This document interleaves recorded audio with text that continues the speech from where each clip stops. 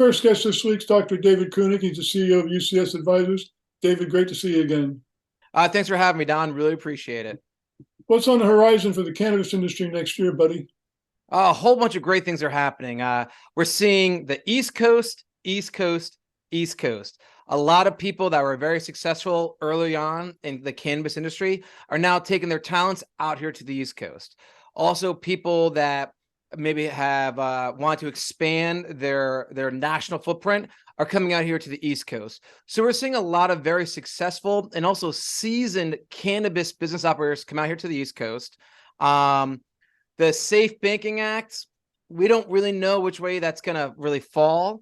But as we tell the individual investor, once that Safe Banking Act changes, that's going to help open up the floodgates for a lot more capital and a lot more institutional capital hit the market. So if you're an individual investor that wants to still get involved in this industry, you need to act now or in the very near future.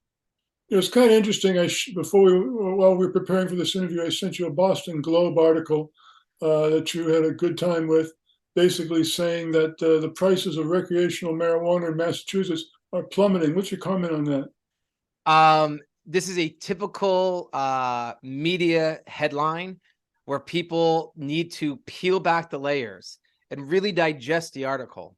If you read that article, what's interesting is that what goes up must come down. And I won't say come down, it's more of it has to level out. Someone quoted in that article about people paying $20 for this one single joint. That's way too high of a cost. That price should be significantly lower. And we're going to start to see the market level out. And that's why it's really interesting where we look at Massachusetts, we look at Michigan, even the state of New Jersey. At the end of the day, you need to peel back those layers and you'll see how many towns are still not allowing any cannabis sales or even cannabis businesses in those towns. You're seeing larger operators, like the big multi-state operators that grew too fast, too soon, took on way too much debt. They're one of the reasons why prices had to go even higher because there's so much debt to cover and to cover their monthly overhead. So it's a great example of peel back the layers and don't read just the headlines. Well, they tried to make the case that it was a supply and demand issue. Yeah, they try to say it's a supply and demand issue.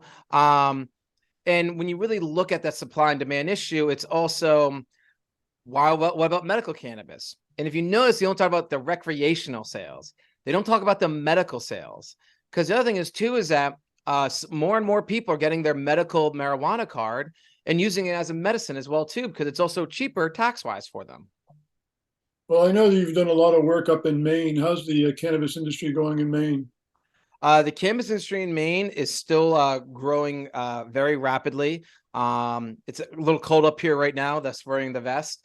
And in the state of Maine, cannabis became the #1 agriculture product right now, surpassing potatoes, blueberries. So it's really interesting to see how cannabis is now the #1 agriculture product made in the state of Maine.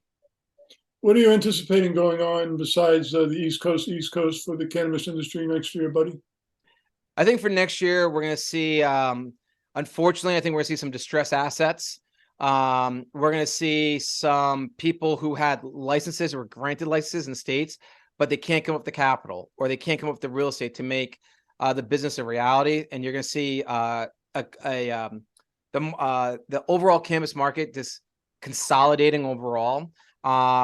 And I think you're not going to see as many mergers and acquisitions, but rather a lot of distressed assets plays being available next year. So this is the consolidation that you and I correctly predicted a couple of years ago, maybe even further back than that. Yes, we did talk about this on and off for the last couple of years, and we start to see that already happening now. And I think we're going to see that a whole lot more in 2023. Now, I know in your career, you've been part of a cannabis company that was involved in testing cannabis. What's that industry going? The testing industry it's interesting because some growers are really pushing their lobbyists to have less testing and to have less testing rules and regulations because it cuts too much into their profits. While other states are really pushing stricter testing laws to make sure that it's a quality product coming out every single time. And that also goes back to your comment about Massachusetts, supply and demand. You have some growers that are really growing a cheap product and having shortcuts, and it's leaving a lot of heavy metals or pesticides, or even other chemical impurities on the plant that you want to inhale or you want to ingest. No, you actually will do your body more harm than good. So I really see the testing lab market on both ends. What is interesting is we're starting to see some testing lab companies start to have testing labs in several states, so they can have very similar SOPs. So when the rescheduling of cannabis does occur, and it can do interstate commerce, they'll have testing labs strategically all around the country. Well, it only makes sense because if you're taking cannabis for medical purposes to improve your health, you want the product to be as pure as possible. Exactly. It's kind of like, when you take Advil, you're taking Advil. Same exact thing. If you're going to use cannabis for medicine, you want to know that's what you're getting every single time. What's the one thing about the industry, and you've been in it for a number of years, that has surprised you the most? Oof. That surprised me the most. I'd probably say what surprised me the most is still the amount of first-time business owners in this industry. And what I think is the most interesting aspect of cannabis is that this is now, it's almost 2023. It's an investor's market. There's plenty of deals out there. So you really have to have your act together. You have to have, if you're raising capital, you have to have your pitch deck together, your executive summary, your data room all put together, because it's an investor's market. It's no longer 2010. And it just surprises me how much the industry still has not matured in that sense as of yet. Well, the industry's gone from making Cheech and Chong movies to making documentaries about scientific breakthroughs with cannabis. It's really interesting. It really isn't. I mean, just if we look at the conference circuit and we look at the type of conferences being out there, we have a bunch of small regional conferences. You have conferences like MJ Unpacked, which is mainly for the consumer packaged goods and for investors.